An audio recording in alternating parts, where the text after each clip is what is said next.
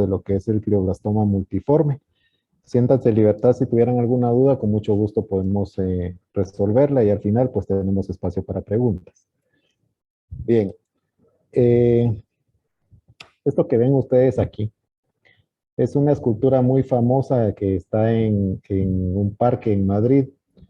Yo tuve la oportunidad de hacer la residencia allá y tuve oportunidad de ver esta escultura en persona. Esta escultura se llama El Ángel Caído. Solo existen 3 esculturas de estas que están dedicadas a Satanás. ¿Y por qué siempre la pongo yo así? Porque uno de los ángeles caídos de la neurocirugía es el glioblastoma. Entonces, por eso es una lesión que da mucho de qué hablar, da mucho de qué trabajar, es bastante complicada y para nosotros los neurocirujanos es como que tengamos a Satanás enfrente. Las características de esta lesión, pues todos sabemos, es un tumor maligno, es el más común, la incidencia es de 3.19 casos por cada 100.000 habitantes, tiene una sobrevida de 5 años de un 5%, a 2 años puede llegar a un 33% con tratamiento, ¿verdad? Sin embargo, si estos pacientes no reciben tratamiento, generalmente hay una muerte rápida. El crecimiento es muy rápido, como ustedes habrán visto, y generalmente esta lesión es mucho más común en hombres entre 50 y 70 años de edad. La localización principal de esta lesión es en lo que es el lóbulo frontal, puede llegar hasta un 40%, pero puede estar en cualquier parte de nuestro cerebro. Entonces, esto pues es de predominio subcortical, ¿verdad?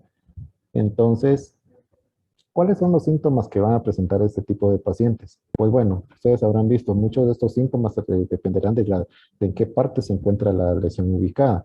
Pero generalmente cuando llegan con nosotros los neurocirujanos en estos pacientes con este tipo de lesiones, generalmente son pacientes que ya van con mucha sintomatología. La principal de ella es lo que es la cefalea.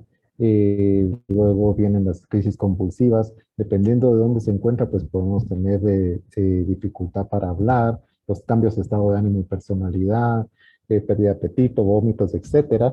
Pero también hemos tenido oportunidad de ver pacientes que cuyo motivo de consulta es que se sienten un poco intranquilos y no presentan mayor síntoma. Y uno cuando los evalúa, normalmente el examen físico es normal. Y cuando uno pide los estudios en profundidad para investigar un poquito más sobre el caso, es cuando uno va descubriendo este tipo de lesiones, porque muchas de ellas pues, son silentes hasta que empiezan a hacer estragos en nuestro cerebro.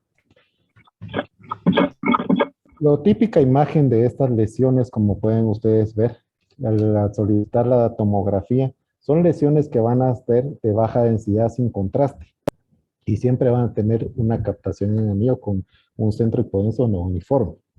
¿Qué quiere decir esto? Tenemos nuestra lesión hipodensa en la tomografía, donde se mira que está toda la parte necrótica. Tenemos el anillo que les comentaba hace un momento. Alguien debe estar ahí con algún problema de este tipo. Y usualmente también lo que llama la atención en estas lesiones es el edema que presenta. Entonces, estas características que ustedes ven en estas lesiones lo hace sospechar en tomografía en una lesión de alta malignidad. Entonces, pueden ver ustedes que conforme van haciéndose más grandes o hay mucho más edema, la línea media puede estar desplazada. Esto acentúa más la clínica. Pueden ver ustedes aquí con esta otra imagen también cómo se mira, cómo está el desplazamiento de la línea media. A veces puede llegar con comprimir ventrículos, etcétera, etcétera. Y todo eso es lo que nos va a dar la clínica que van a presentar estos pacientes. Cuando vamos a lo que es la radiología, puramente en la resonancia, estas lesiones van a ser isointenso o hipointenso en T1, como pueden ver aquí, y van a brillar en el T2, como estamos viendo. Y usualmente eso a nosotros nos dice, pues, qué tanto edema hay, qué tanta lesión, qué tanta masa tiene la lesión. Y usualmente lo que nosotros usamos mucho es la secuencia FLET, porque eso nos va a delimitar la lesión y vamos a ver con una claridad dónde es donde tenemos este problema. Estas imágenes multiplanares a nosotros nos sirven mucho porque nos dan una idea de la extensión de la lesión y hasta dónde podemos llegar nosotros con un tratamiento quirúrgico. Esto es bien importante para nosotros porque nos permite hacer una planeación quirúrgica para hacer el abordaje de la lesión y también para ver si hay alguna otra lesión satélite ahí para ir considerándola también si es posible resecarla o no. Pueden ver ustedes aquí, tenemos este tipo de lesiones que son en anillo, son unas lesiones grandes que son un anillo hiperintenso. Esta es una secuencia FLAIR y ustedes pueden ver aquí cómo está desplazando todas estas lesiones. Pero como les comentaba hace un momento, ¿cómo se llama? El hecho de que tenemos aquí esta lesión también a veces se va muy extensa, se extienden a otras áreas donde prácticamente llegar ahí quirúrgicamente es un bastante difícil, por la sencilla razón de que este tipo de lesiones también al irse yendo a más extensas, a veces es imposible llegarles sin provocar un daño extenso sobre el cerebro. También tenemos otra herramienta que usamos los neurocirujanos como son la resonancia espectroscópica. Esto generalmente cuando tenemos sospechas en lesiones bastante profundas. Esto generalmente sabemos todos que detecta los metabolitos de un cerebro normal y la parte anormal y hacen las comparaciones, ¿verdad? Con medio de estas curvas, como ustedes ya habrán visto, ¿verdad? Se miden lo que es la colina, la creatina, el N-metilaspactato, lactato y lípidos. Generalmente los tumores activos van a tener un comportamiento de una elevación de colina y una elevación de NNA, así como que también las lesiones que tienen un material necrótico solo va a elevar lípidos. Pero esto a nosotros generalmente cuando tenemos sospecha de una lesión profunda y queremos tener alguna certeza antes de tomar algún tratamiento quirúrgico, siempre nosotros recurrimos a lo que es la resonancia espectroscópica. Entonces, una vez ya teniendo el diagnóstico en este tipo de pacientes, entonces ya pasemos a lo que es una evaluación preoperatoria. Nosotros generalmente tratamos de estudiar a los pacientes, pero como son pacientes muchas veces añosos, entonces tratamos de hacer de la mejor manera un perfil bastante amplio clínico para ver cómo está su estado general. Usualmente se hacen consultas a medicina interna o cardiología, dependiendo de la edad, si hay alguna comorbilidad. Y nosotros siempre pedimos bastante laboratorios, ¿verdad? Para tener una certeza de cómo están las condiciones clínicas de ese paciente para un procedimiento quirúrgico. Electrocardiograma, placa de tórax, y una valoración cardiológica, como les decía, ya sea puede ser por un cardiólogo o un internista. Una vez que tenemos ya la valoración, ya vemos qué tanto riesgo es ese paciente, entonces ya procedemos a la planeación quirúrgica. Estas lesiones pueden instalarse, como habíamos visto al principio, en diferentes lugares y cada una tiene su particularidad para poder resecar. Generalmente las lesiones del lóbulo frontal son las más comunes y como pueden ver puede ocupar hasta un tercio del área del cerebro. Generalmente es una zona bastante silente donde si digamos la lesión está bastante instaurada, uno puede hacer una resección amplia, ¿verdad? Pero también tiene que tener ciertos cuidados porque si esta lesión está del lado izquierdo y uno se va muy hacia atrás, podemos entrar hacia lo que es el área de Broca, la corteza motora, y entonces el paciente puede salir con algunas secuelas neurológicas que uno no esperaría. Entonces, hasta cierto punto uno tiene que ser bien prudente en dónde está localizada esta lesión para poder llegar y hacer la resección. Generalmente se complica la situación cuando hay un crecimiento a través del cuerpo calloso y la razón es porque al pasarse de un lado hacia otro, el llegarle por un solo lado es prácticamente imposible. Por ejemplo, ustedes ven aquí estos casos, tenemos una lesión que está en el lóbulo frontal, pero prácticamente se atraviesa al otro lado. Resecar este tipo de lesiones es bien complejo, porque uno puede llegar por cualquiera de los dos lados, pero hasta llegar a la línea media uno no puede cruzar hacia el otro lado, porque primero no le va a llegar con el abordaje y segundo hace un daño bastante importante. Pueden ustedes observar aquí que cuando estas lesiones se atraviesan la línea media y van hacia el otro lado, muchas veces es muy difícil la resección completa. Por lo tanto, aquí lo que hacemos es tratar de sacar lo más que se pueda y obviamente con eso ya se trabaja en patología para dar el siguiente paso, ¿verdad? Aquí tenemos otras imágenes de ese tipo de lesiones que cruzan la línea media y en las cuales pues uno tiene que planificar bien si vale la pena o no tener que llegar hacia el otro lado. Muchas veces no lo hacemos por lo que les estaba diciendo que es técnicamente es muy complicado y aparte de eso es peligroso para el paciente. De otro tipo de lesiones están en el lóbulo temporal. también tenemos aquí una buena resección hasta cierto punto, porque también si nos vamos muy atrás, corremos el riesgo, especialmente del lado izquierdo, de tocar el área de Broca. Entonces, generalmente cuando tenemos una lesión que está en la punta del lóbulo temporal, eso pues nos permite tener una resección bastante amplia, incluso podemos hacer una lobectomía perfectamente, asegurando una buena resección de márgenes quirúrgicos.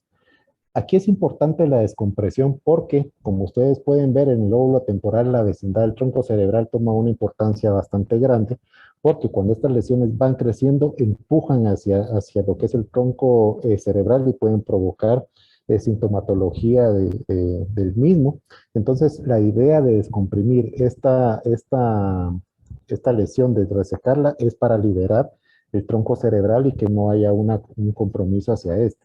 ¿Verdad? Pero muchas veces también puede haber una afección visual porque recordemos que por ahí no solo está, dependiendo a qué nivel nos encontremos, como pueden ver en este caso, que pueden ser que el nervio óptico está por ahí cerca o simplemente las conexiones y radiaciones ópticas que pasan en camino hacia la corteza visual pueden estar en el trayecto o pueden ser que ya estén tomadas por el tumor y el paciente tenga alguna sintomatología de esta, con lo cual es poco probable que se puedan salvar y entonces el paciente puede tener algún defecto en campo visual postquirúrgico.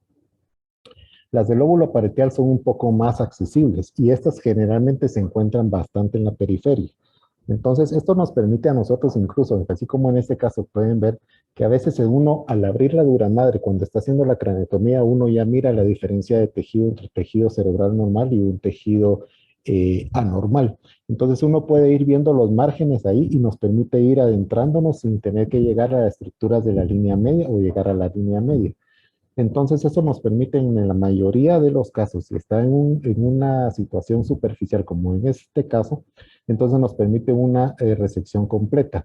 En algunos casos se ha descrito en la literatura el síndrome de Herrmann, que es una confusión izquierda-derecha en ósea, a calcula y agrafia, secundario a la resección de estas lesiones.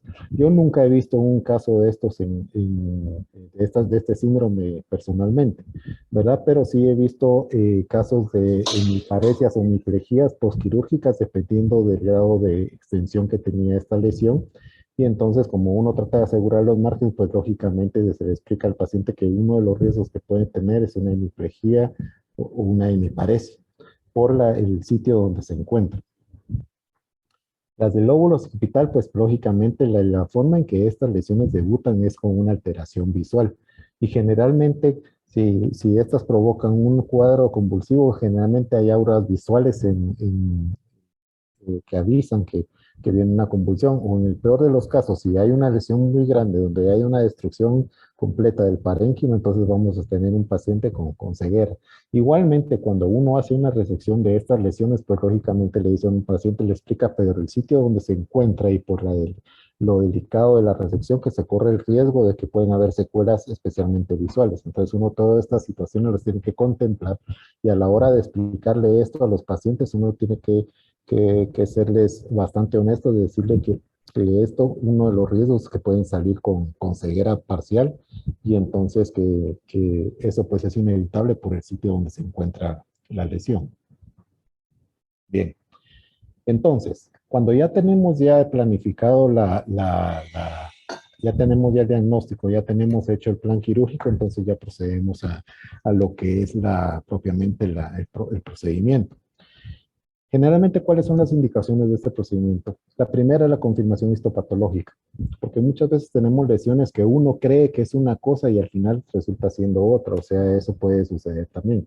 Generalmente con los glioblastomas no hay mucha duda, sin embargo, sí a veces no aparece en imagen radiológica como que uno dijera, esto puede ser un glioblastoma o puede ser un anaplásico, puede ser uno de bajo grado, etcétera. O sea, uno con la radiología uno sospecha más o menos, pero la confirmación histopatológica es lo que nos va a dar el diagnóstico definitivo. Generalmente yo, en lo personal, cuando un paciente viene y me pregunta si la imagen, si es bueno o malo, yo trato en ese momento de decirle, mire, eso va a depender mucho de lo que nos diga el patólogo. Ahorita nos vamos a concentrar en lo que es la resección del tumor, porque adelantarse a los hechos a veces no puede ser prudente porque a veces los pacientes tienen muchas expectativas y uno no puede darles falsas expectativas cuando uno tiene una lesión y uno sabe que tiene características malignas por historia, por radiología, por sintomatología. Entonces yo a lo personal siempre me baso al darle el diagnóstico final al paciente en lo que es la confirmación histopatológica.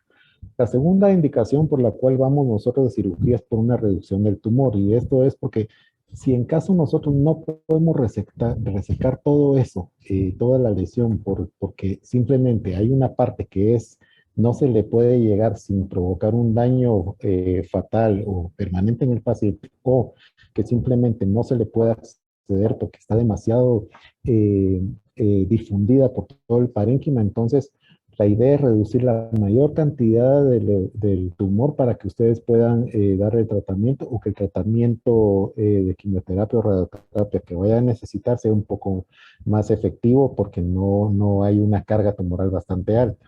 También eso, al ir haciendo una resección bastante amplia de esta lesión, otro de los objetivos es aliviar el efecto de masa que esta produce para que el paciente se recupere los síntomas que inicialmente presenta. Entonces, reducir estas lesiones, pues es nuestro principal objetivo. O sea, cuando nosotros como neurocirujanos, cuando entramos a esta patología nuestra, y cualquier tumor también, no solo aplica para el glioblastoma, sino aplica para cualquier tumor, dependiendo de dónde se encuentra esta lesión y dependiendo de cómo está estructurada, de cómo está relacionada con las demás estructuras del cerebro, nuestra primera intención es ir a quitarla toda en la primera cirugía. Pero claro, uno tiene también que no es lo mismo verlo en la pantalla, verlo en la resonancia, que verlo en vivo, porque uno se puede llevar sorpresas muy desagradables en el camino. A mí ya me ha pasado una vez, me recuerdo de un caso de una paciente que tenía un glioblastoma y era una lesión bastante grande, entonces, aunque estaba en el lóbulo parietal, temporoparietal, era una lesión bastante grande. Empezamos a hacer la resección, todo iba muy bien, estábamos a la mitad de la cirugía y de repente en quitando los trozos de la lesión, de repente empezó un sangrado bastante profuso que al final logramos controlar. Sin embargo, la situación fue de que ese sangrado venía de la cerebral media. Entonces la cerebral media estaba metida dentro del tumor y la tenía prácticamente, no se miraba ahí donde estaba porque solo se miraba una masa de amorfa ahí, no se miraba mayor estructura. Estas lesiones son bien vascularizadas cuando uno los mira y sobre todo cuando uno está en el microscopio, ve aquellos sangrados así que son aquellas pozas de sangre bastante grandes y uno muchas veces en un ratito uno va resecando, va coagulando, va resecando, va coagulando, va reevaluando la situación, pero a veces pueden haber sorpresas desagradables como esta. La otra razón para esto es poder sacar la mayor cantidad de tumor con la idea de que posteriormente se puedan colocar agentes antineoplásicos locales. Entonces, yo recuerdo cuando estaba en la residencia que muchas veces cuando operábamos estas lesiones de una vez le poníamos ahí este medicamento que se llama, es el Temodal, doctor Castro, si corríjame usted, que son unas tabletas de Temodal que se ponen en los lechos tumorales, creo que era. Sí, Temodal, lo Temodal conozco. era, ¿verdad? Sí. Entonces, cuando nosotros hacíamos estas resecciones amplias, generalmente ya teníamos todo coagulado, ya teníamos el lecho tumoral seco, entonces ya procedíamos a colocarlas in situ, ¿verdad? Para después referirlo a oncología, ¿verdad? Y también pues para hacer los drenajes de líquido cefalorraquídeo, cuando si hay un efecto de masa que puede estar provocando una hidrocefalia, pues que nos permita descomprimir ese ventrículo para poder aliviar la presión intracraneal en estos pacientes. Bien. Vamos a ver. Entonces, ya sabiendo cuáles son los objetivos de esta cirugía, del procedimiento quirúrgico, entonces la gran pregunta es, ¿valdrá la pena solo hacer una trepanación para hacer una biopsia o vamos a quitar la pieza completa? Eso siempre es una pregunta bastante importante que nosotros nos lo hacemos porque si necesitamos, como les explicaba hace un momento, dependiendo de cómo esté el tumor arraigado en el parénquima, de qué estructuras están ahí y en qué parte del cerebro se encuentra, uno tiene que ser muy prudente a la hora de escoger el tratamiento quirúrgico para evitar algún desastre. Generalmente cuando vamos a hacer las biopsias, las biopsias generalmente se hacen dirigidas por esterotaxia o puede ser una biopsia a cielo abierto, ¿verdad? La esterotaxia, yo en lo personal aquí hace muchos años que hay un marco de esterotaxia aquí en Guatemala, hay otro compañero que tiene otro, pero hace ya muchos años que no hago una biopsia esterotáxica en este tipo de lesiones. La última fue hace como unos 10 años. Sin embargo, cuando es una lesión pues bastante grande, como por ejemplo regresamos al ejemplo de lo que era los tumores que atraviesan el cuerpo calloso y que tenemos distribución bilateral del mismo, generalmente ahí es mejor abrir, llegar, sacar todo lo que se pueda y lo que no se pueda, pues bueno, lastimosamente ahí se queda, pero ya tenemos la biopsia. Pero eso implicaría hacer una craniotomía abierta, ¿verdad? Porque cuando son lesiones profundas es cuando se utiliza más lo que es la esterotaxia. Entonces, ¿cuáles son los criterios que se utilizan para hacer una biopsia? Primero, que son un acceso difícil e ineficaz. Aquellas lesiones que están bastante profundas, que están muy, muy arraigadas hacia el centro del cerebro, donde cual llegar a través de una craniotomía abierta, pues implicaría mucho, mucho daño y técnicamente es bastante imposible, ¿verdad?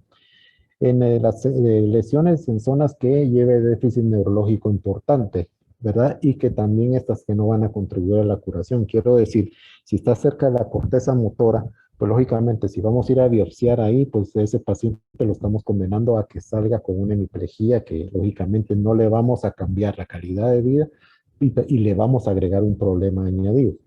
Entonces, en este caso es cuando uno considera mejor hacer solo una biopsia, ir a tomar ciertos puntos de la lesión ahí y con eso hacer el diagnóstico. Generalmente cuando los pacientes, digamos, son adultos mayores que no están en condiciones para afrontar un tratamiento quirúrgico que sea muy agresivo, entonces esa es una contraindicación y por lo tanto nosotros nos vamos a lo que es una biopsia. En los casos en los cuales queremos ver a este paciente y que tal vez que probablemente no le vayamos a ofrecer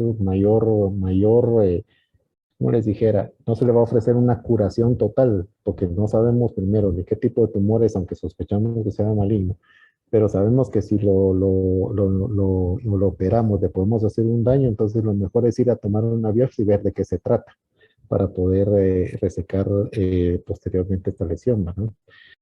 Y lógicamente, pues al tener la biopsia, esto nos va a variar, o mejor dicho, nos va a cambiar la conducta quirúrgica si después haya que llegar más adelante. Quiero decir, por ejemplo, una lesión que está muy profunda. Vamos, tomamos la biopsia, vemos que es un glioma de alto grado.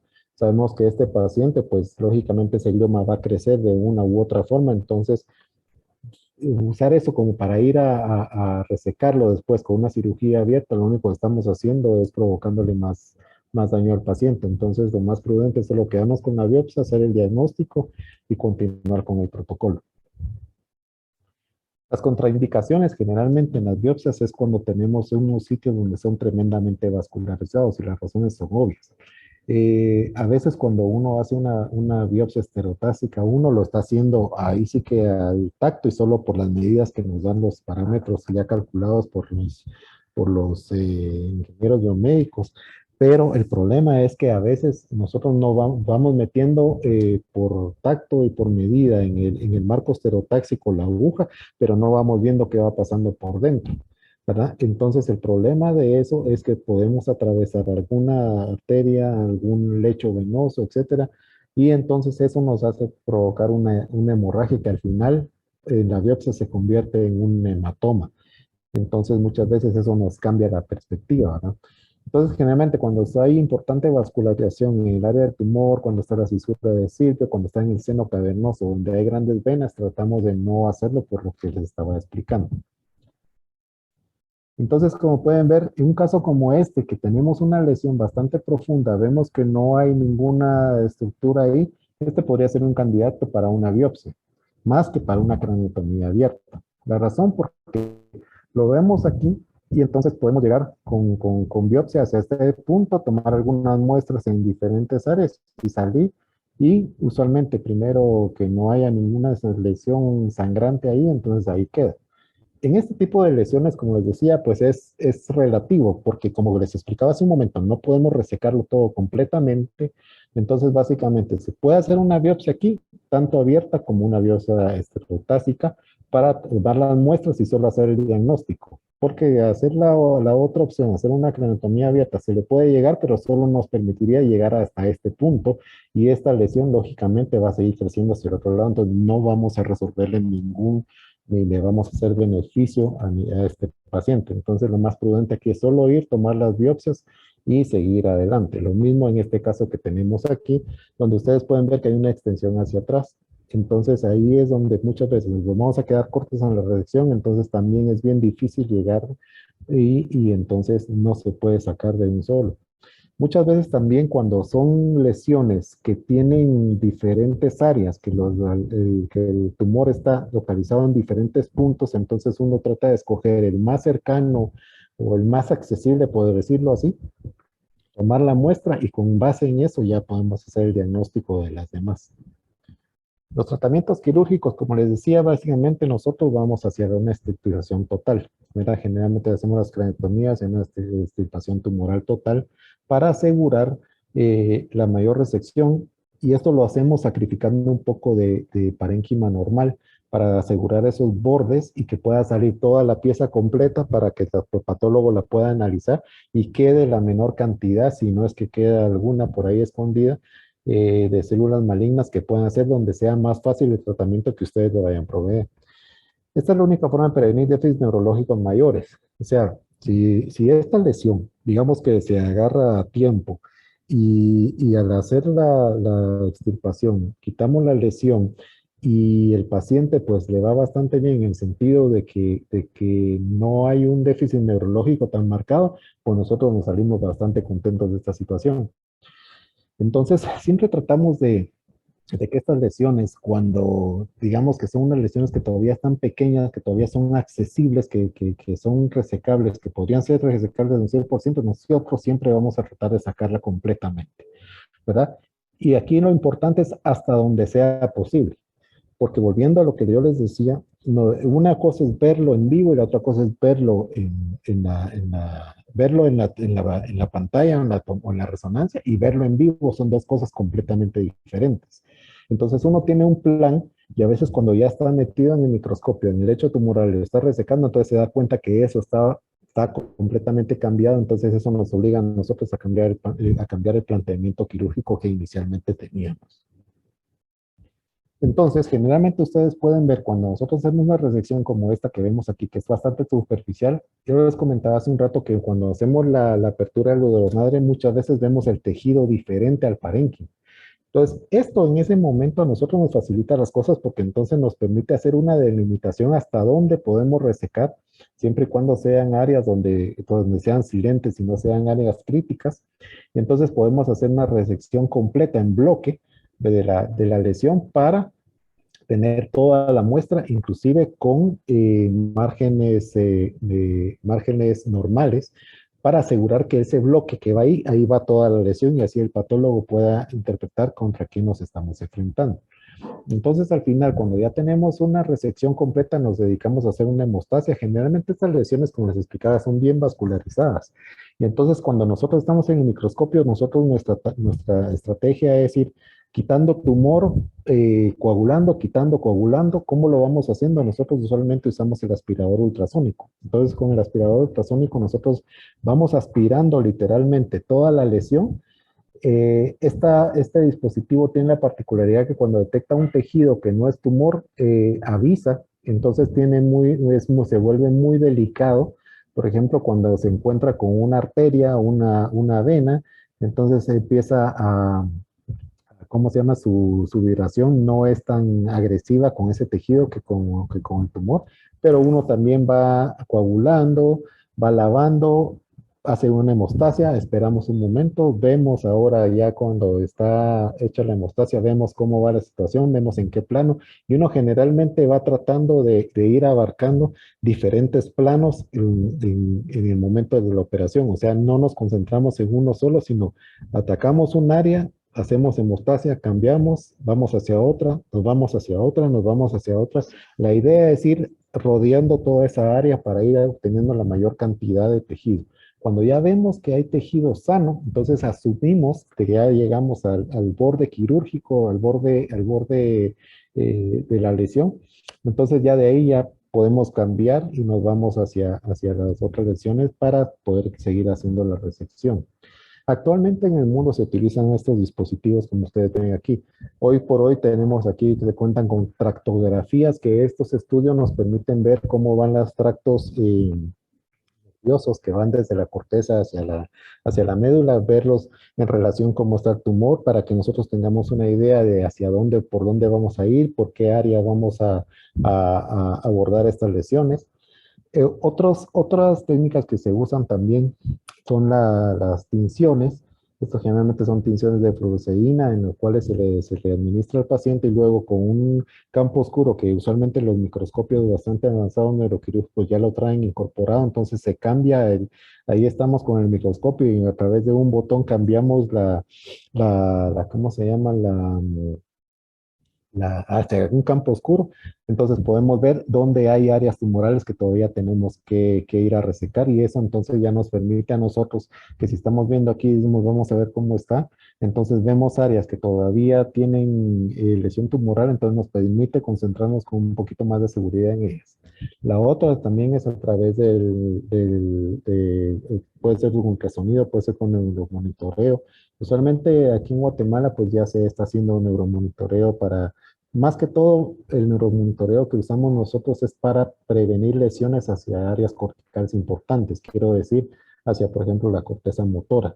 Nosotros tenemos se utilizan unos electrodos en paleta que se ponen sobre la superficie cerebral para ir ploteando dónde está la corteza motora. Entonces ya sabemos que dependiendo de dónde se encuentra, tenemos el borde y ya sabemos hacia dónde nos tenemos que mover y dónde no podemos pasar. Entonces, eso actualmente ya se puede hacer aquí en Guatemala.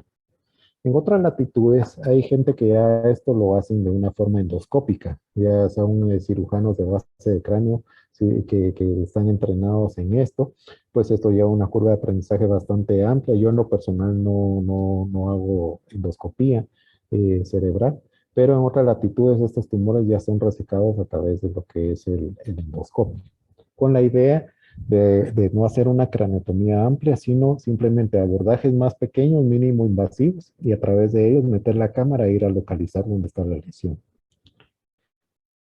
¿Qué pasa cuando entonces, digamos, estos pacientes ya se resecaron y de repente vuelven al tiempo con un glioblastoma recurrente?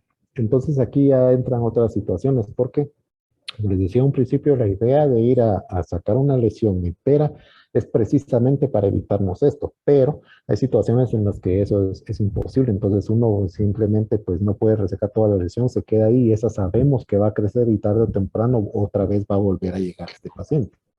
Cuando tenemos esta situación de que se vuelve un glioblastoma recurrente, entonces ya tenemos que tener en consideración después la edad del paciente, el Karnofsky que el paciente lleva, y especialmente si es un le cuente o no le cuente. Por ejemplo, si vemos este caso, prácticamente ya está cerca, o si no es que ya invadió lo que es la corteza motora del lado izquierdo. Entonces ya con una situación así, ya hacer un abordaje agresivo ahí, solo podríamos tener que ese paciente estar con una secuela bastante importante. Lógicamente, si hacemos una resección de más del 80%, este paciente va a tener una mejor sobrevida, ¿verdad? Pero las cosas cambian si tenemos un sitio distal de la recurrencia. Quiere decir que tenemos que tenemos esta lesión en un nuevo, aquí en donde inicialmente estábamos, pero de repente apareció alguna otra lesión tumoral en otro punto con que no contábamos. Entonces, esto nos cambia prácticamente la perspectiva, ¿verdad? Entonces, este artículo que estaba revisando simplemente llegamos a la conclusión de que pacientes que tienen mayores de 65 años con una mayor incidencia y antecedentes patológicos de peor estado Aquí influye mucho la edad, lo que es el riesgo cardiovascular, funcional y el tipo de cirugía que se le va a hacer a este paciente. Entonces, cuando nosotros evaluamos este tema y vemos como neurocirujanos, tenemos que plantearnos nosotros qué tan resecable es la lesión y qué tanto riesgo va a implicar para este paciente. O sea, no solo es ahí está el tumor, no, sino tenemos que ver todo el paciente en conjunto, su edad, su estado nutricional, cómo están sus defensas, cómo está su coagulación, etcétera, etcétera, porque estas resecciones usualmente pueden ser muy agresivas y a veces estos pacientes pueden o no tolerarlas. No digamos cuando ya son lesiones que ya recurrieron, en las cuales pues si ya avanzan hacia áreas críticas, entonces ya prácticamente a nosotros ya nos limita mucho llegar a ellas sin que el paciente tenga una secuela importante. Y entonces siempre tratamos de tener el principio de hacer el menos daño posible. Si esto implicara a que el paciente va a sufrir un daño permanente, entonces mejor no lo pensamos que es y tratamos de ser lo más conservadores. Como ya tenemos un diagnóstico patológico, entonces ya sabemos contra qué nos estamos enfrentando. Entonces, para concluir, el glioblastoma multiforme es el tumor más agresivo del sistema nervioso. Como hemos visto, pues el caído, como yo los llamo, y la verdad que puede provocarnos muchos problemas.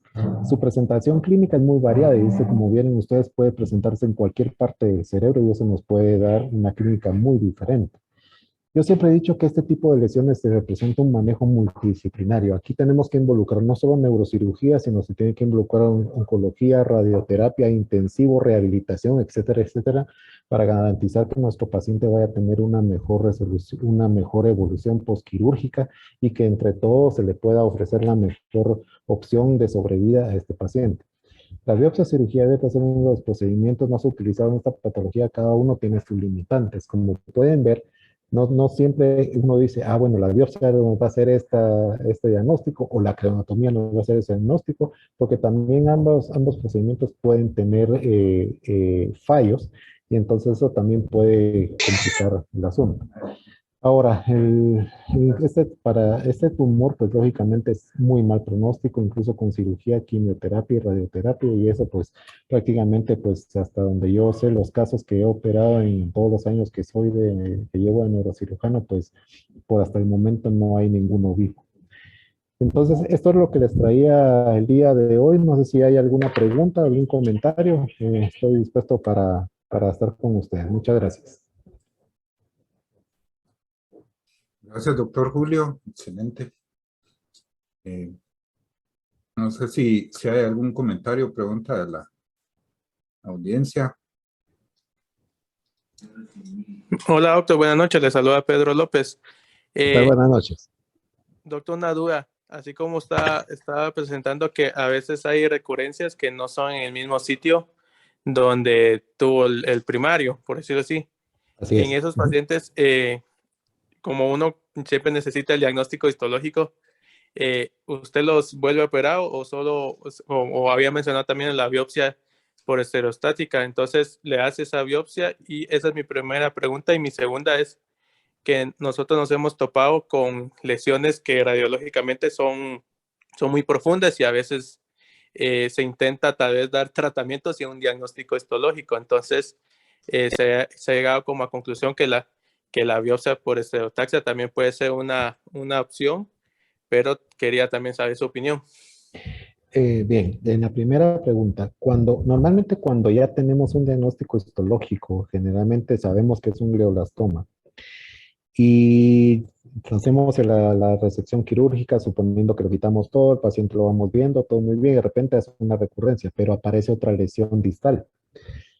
Generalmente nosotros en ese momento no vamos a traer esa lesión porque a veces son lesiones muy pequeñitas, como comienzan. Digamos que dependiendo en qué momento se mira a este paciente, cuando nosotros hacemos la resección total o subtotal de la lesión y de repente aparece otro punto en alguna otra parte distal al sitio quirúrgico, nosotros asumimos que es la misma lesión. Y es que ir a a biopsiar una lesión de 2, 3, 4 milímetros, a veces es complejo, no es sencillo, no es sencillo. Pero cuando ya nosotros tenemos el diagnóstico histológico, yo la verdad nunca he visto si hay una lesión tumoral y de repente aparece una nueva. Nunca he visto, no sé si ustedes tienen alguna experiencia en eso, pero la gran mayoría de estas lesiones viene siendo el mismo tumor. Entonces nosotros cuando vemos una lesión distal y sabemos que todavía está pequeña y está profunda, nosotros no vamos a hacerle un tratamiento quirúrgico a esta lesión. ¿Y cuál era la segunda opción, perdón? La segunda pregunta, perdón. En donde las lesiones eran profundas y a veces no tenemos un diagnóstico histológico, pues lo de la biopsia Stereotaxis. Es que ahí es donde viene el complejo, el gran problema. Muchas veces, cuando nosotros tenemos una lesión de estas y no tenemos el diagnóstico histopatológico, no sabemos contra qué nos estamos enfrentando. Y ha sucedido de que a veces están tan profundas las lesiones y no sabemos de qué se trata, no sabemos cuál es el comportamiento que tiene, que a veces el enviar a un paciente a darle un tratamiento, digamos que entre comillas empírico, para ver si responde o no, es un poco difícil, porque ¿qué tal si esta lesión no responde? Y va a seguir, y va a seguir, y va a seguir. Muy diferente a que, por ejemplo, si tenemos una lesión profunda y se hace una biopsia, se toma la muestra y se analiza qué tipo de lesión, yo creo que entonces eso le sirve más orientación también al neurocirujano como al oncólogo, inclusive al radioterapeuta, porque ya sabemos contra quién nos vamos a enfrentar y puede hacer que esa lesión, incluso biopsiada, no responda al tratamiento. Entonces, lo más prudente es que si hay una lesión profunda y no sabemos cuál es el diagnóstico histopatológico, lo más prudente es ir a hacer una biopsia para tener diagnóstico.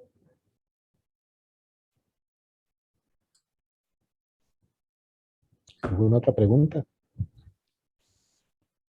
La primera, después en el posoperatorio, doctor, ¿al cuánto tiempo hay que efectuarle el primer estudio de imagen, la resonancia? Generalmente cuando nosotros operamos una lesión de estas y digamos que todo va bien, nosotros siempre hacemos una tomografía a las 24 horas de la cirugía, más que todo para ver que no hayan hematomas residuales, ¿verdad? Y para ver si la línea media se recuperó, si los ventrículos ya se abrieron, si ya se liberó el tronco cerebral.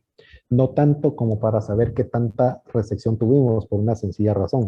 Cuando nosotros hacemos una resección quirúrgica de estas lesiones y siempre cubrimos el lecho tumoral con hemostáticos, estos hemostáticos captan la sangre, hacen un coágulo que a la hora de pasarlos por la máquina se mira y usualmente los radiólogos pueden reportar aquí hay un hematoma, pero como uno sabe qué fue lo que hizo, entonces uno dice, no, esto es un hemostático ahí que se tiñó de sangre y entonces uno lo ve. Generalmente para que uno pueda ver una lesión residual o ver qué tan extenso fue la resección, usualmente nos esperamos un par de meses. Un par de meses para que, digamos, haya una desinflamación total del área quirúrgica, ya todo regrese a la normalidad. Entonces ya cuando el paciente ya está un poco más recuperado, entonces ya se puede llevar a radiología, se le puede administrar medio contraste, entonces ahí sí vamos a ver cuál es el estado real de la lesión, si es que quedó o si es que todavía hay alguna parte. Entonces nosotros generalmente a los 2 meses mandamos un control de resonancia. Muy buenas noches, doctor. Muy buenas noches. Pozuelos, muchas gracias ahí por la conferencia, interesante. Muchas gracias. Yo tenía pues un comentario en relación a este histológico del glioblastoma, pues usted bien lo dijo, es uno de los más agresivos. Así es. Y para doctor Hugo Castro, los oncólogos médicos, la temozolomida es creo que uno de los medicamentos específicamente para este tipo de tumor y no para cualquier otro cerebral. Esa es una pregunta.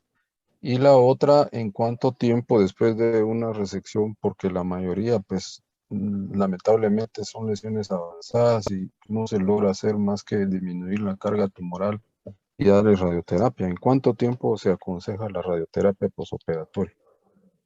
Mire, generalmente la radioterapia está indicada cuando, digamos, los bordes quirúrgicos ya están completamente sanos. La razón es porque cuando usted envía a un paciente con radioterapia, con la herida fresca, la radioterapia hace que las heridas se abran. Entonces, por lo general, uno espera más o menos ese mismo tiempo que uno evalúa al paciente con una nueva resonancia para poder proceder ya sea para el tratamiento de radioterapia.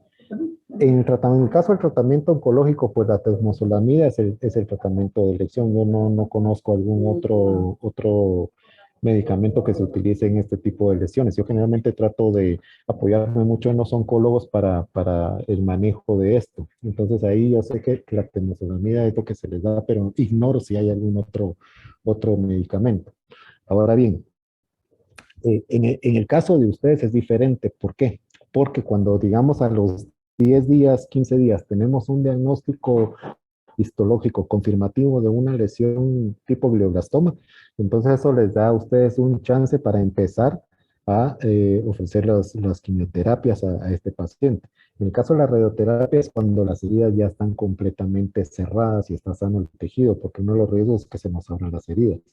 Entonces, sí es recomendable que esperar un poco. En 2 meses, si hace uno una buena resección, en 2 meses no va a estar otra vez ese tumor tan grande, excepto si no lo logró quitar completamente. ¿Ya? Porque entonces, como recordemos que este va a pasos agigantados. Y esa es la idea de por lo cual nosotros como neurocirujanos entramos a hacer una resección o disminuir la masa tumoral para disminuir la carga tumoral, para que dé oportunidad de que dé un tiempo prudencial para que ustedes puedan iniciar el tratamiento con quimioterapia y el radioterapeuta empiece también con su tratamiento. Entonces, esa es más o menos la línea que vamos trabajando nosotros. No sé si que le contesté su pregunta. Muchas gracias, doctor. Muy amable. Gracias. Aquí está el doctor Miguel Ángel. Miguel Ángel, adelante.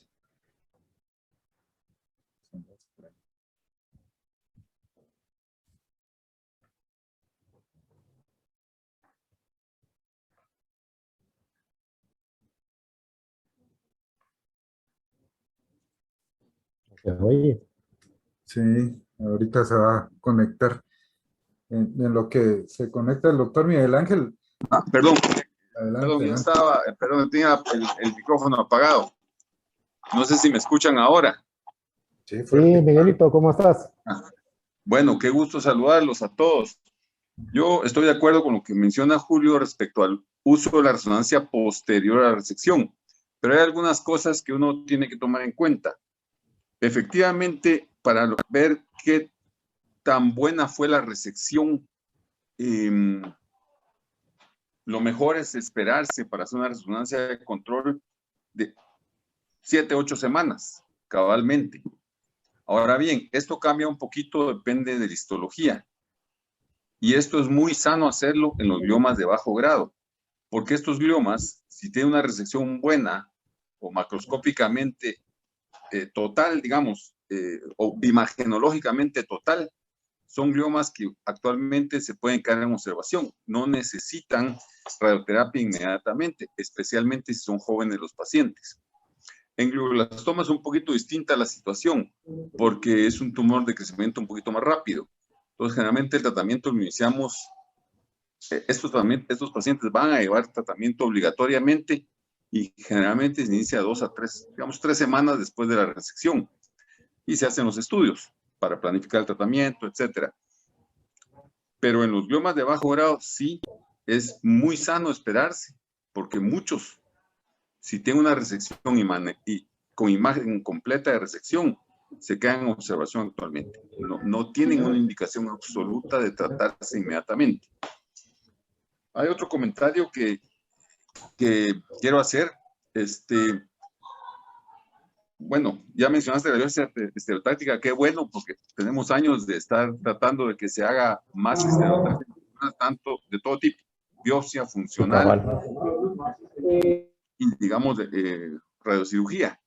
Y se puede hacer, ya tenemos equipos y hay que promoverlo. Es una técnica muy buena cuando esté indicado. No es para todos los pacientes. Y como muy bien lo dijiste, hay que escoger el territorio. Los territorios vasculares no deben hacerse para biopsia estereotáctica. Hay algunos tumores que clásicamente uno debería hacer con estereotaxia, como por ejemplo los tumores, o cuando uno sospecha un linfoma, por ejemplo, un paciente VIH positivo, o no VIH positivo, pero que da lesión clásica, con aspecto ovalado, paratalámica, etcétera. Esa, y uno sospecha un linfoma, debería hacerle biopsia estereotáctica porque el paciente se beneficia de la biopsia y casi queda intacto.